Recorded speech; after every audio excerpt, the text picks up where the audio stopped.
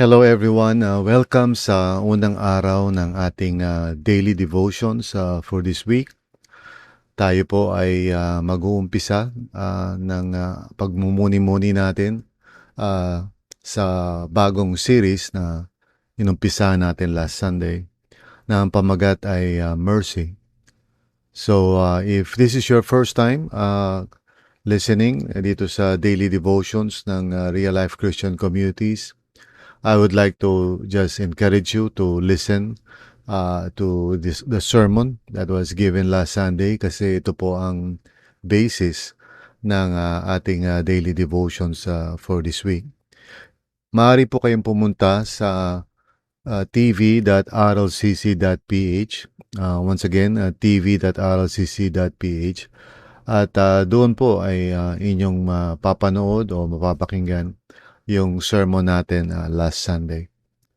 So as we begin today, ang pamagat po ng ating daily devotions ay Name Your Sin Truthfully.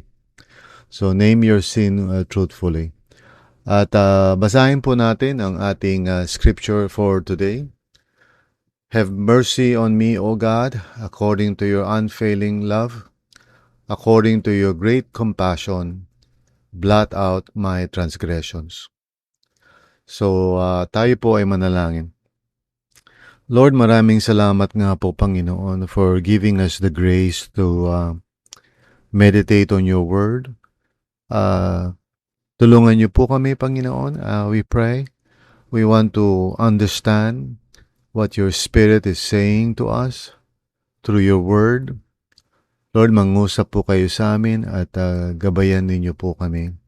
At gamitin niyo po ako, Panginoon, by your grace and mercy as well, upang akin pong maipahatid ang nais niyong sabihin sa lahat ng mga nakikinig sa podcast na ito. Maraming salamat, Panginoon. Thank you, Lord. In Jesus' name, amen and amen.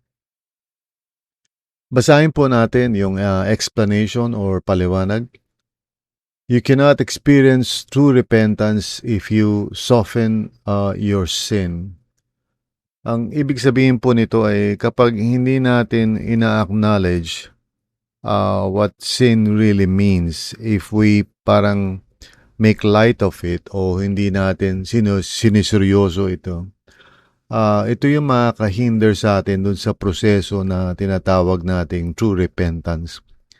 And if you remember last Sunday o yesterday, sinabi ko nga po na yung repentance is really the first step doon sa pathway of really surrendering our lives to God.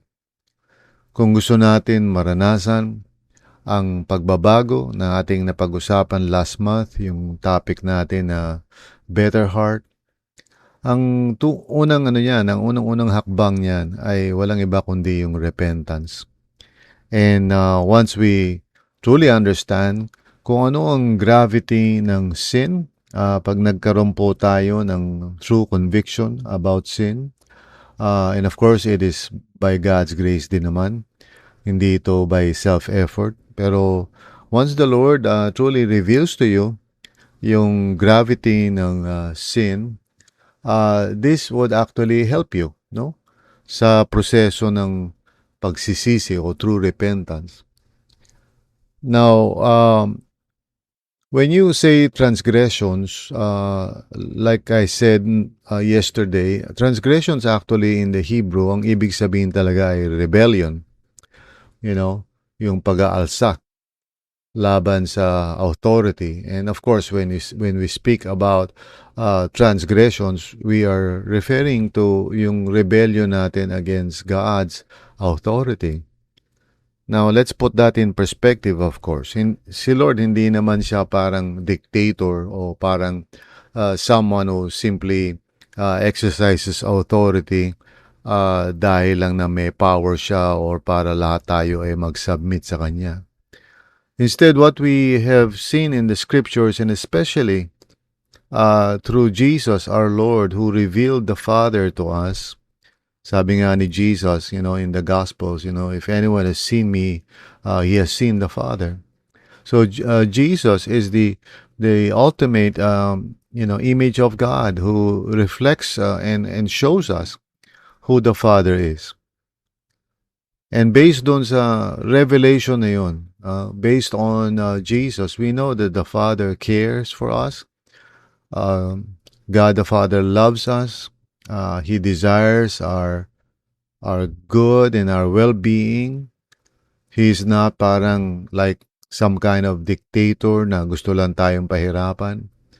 He truly cares for us. And He wants us to trust Him. And that's why He gives us, instructions about how to live our lives. And the true meaning of sin is really to disregard that or reject that. It's like we're saying to the Lord na ayoko magpasakop sa'yo. So that's really the true meaning of sin.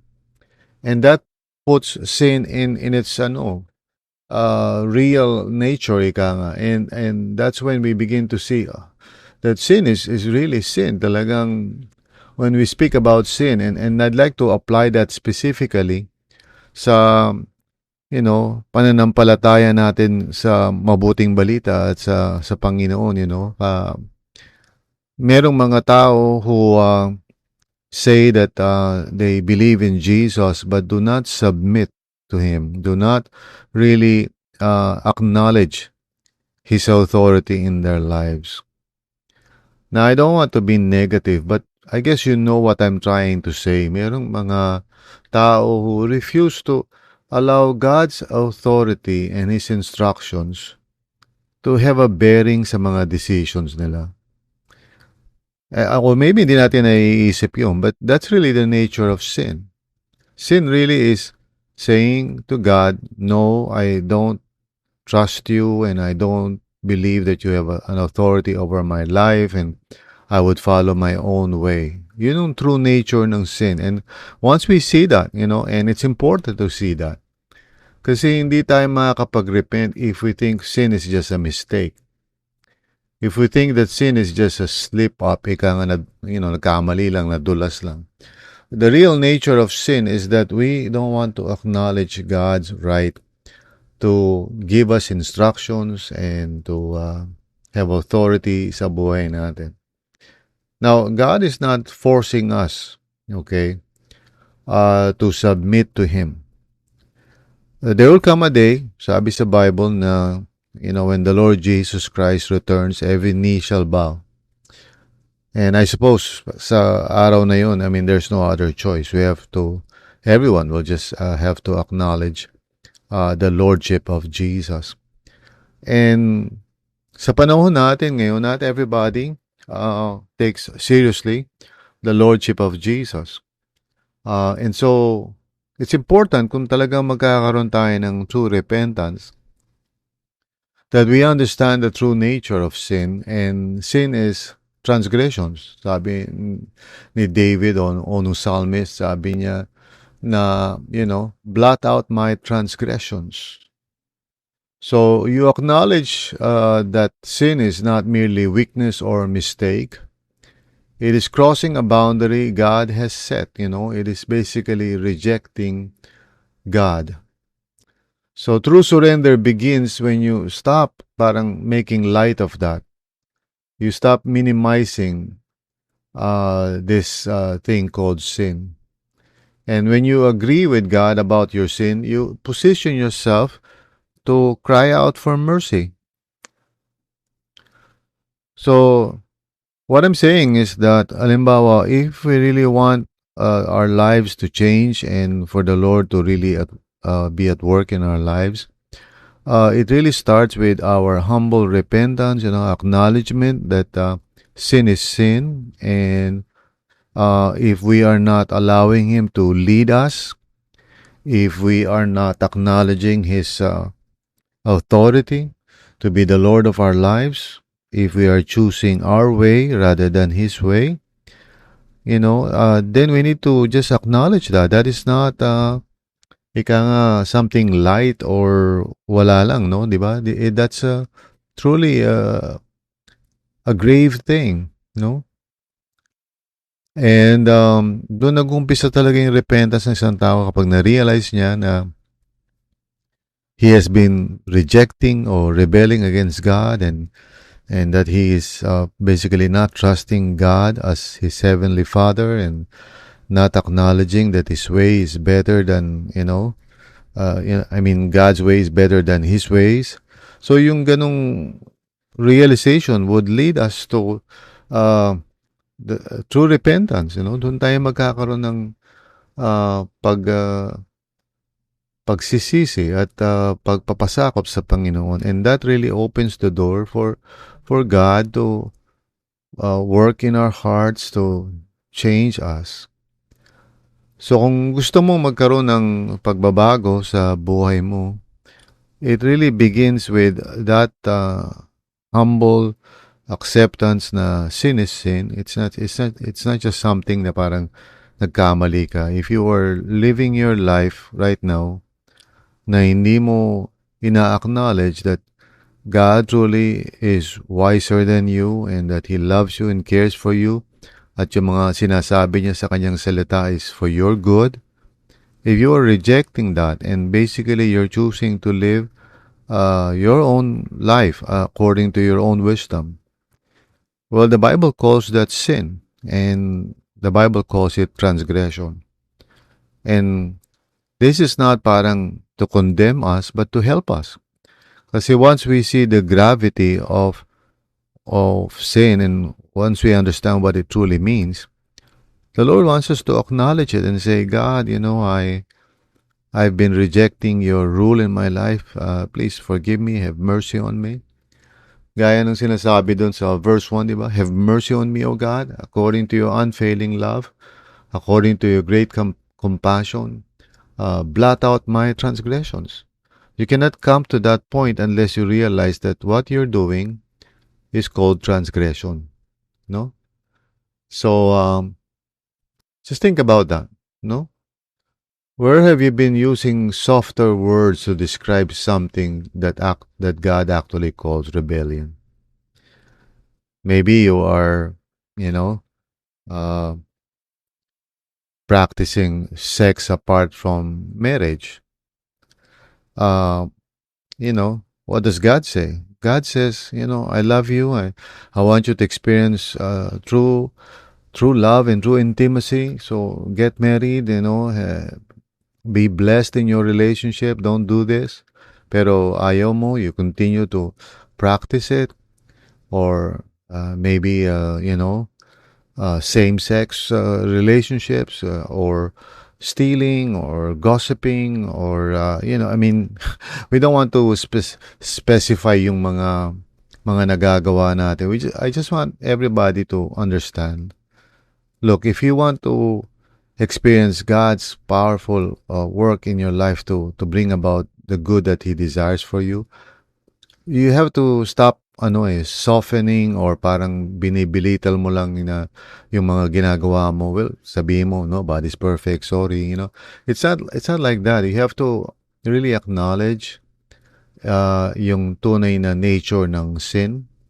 And once you see that, and of course it's by God's grace. I'm not saying na tatry mo lang kumbinsihin yung sarili mo na grabe yung tunay na kahulugan ng ginagawa mo, but maybe it's God's grace talaga, na we have to ask, Lord, show me kung saan ako nagta-transgress, show me kung saan ako nagre-rebel. Okay?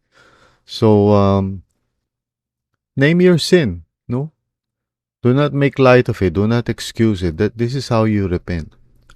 Do not try to justify it, explain it away. Just call it for what it is. Just say to the Lord, Lord, if there's anything na ginagawa ko sa buhay ko that is tantamount to rebelling against your loving and kind authority sa buhay ko, please help me. Show it to me, Lord. And the Lord will show that to you, and the Lord will deliver us. I mean, we all need this. We all need God's love and care for us to see kung meron tayong ginagawa na hindi aligned sa kanyang purpose and will for us.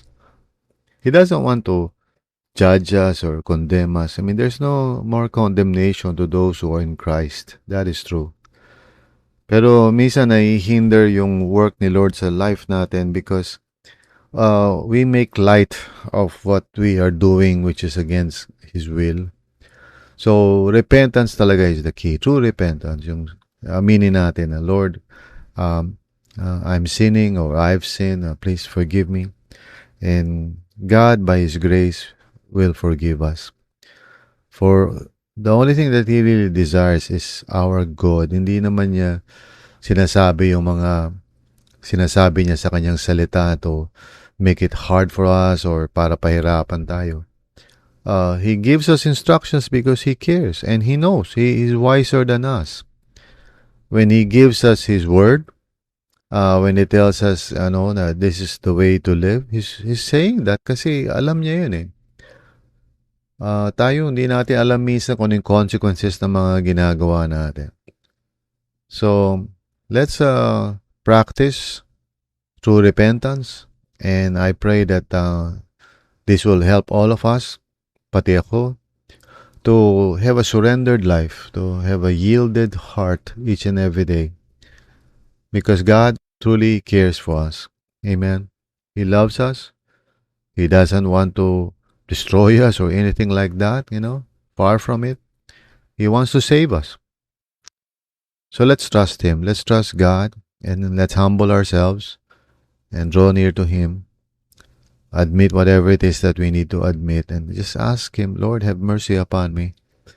Have mercy upon me. I am a sinner. So purihin ang Panginoon. Tayo po yung manalangin. Lord, dalangin ko po for each and every one of us dito sa podcast na to. Sometimes we're not aware, sometimes we don't realize it, but please help us.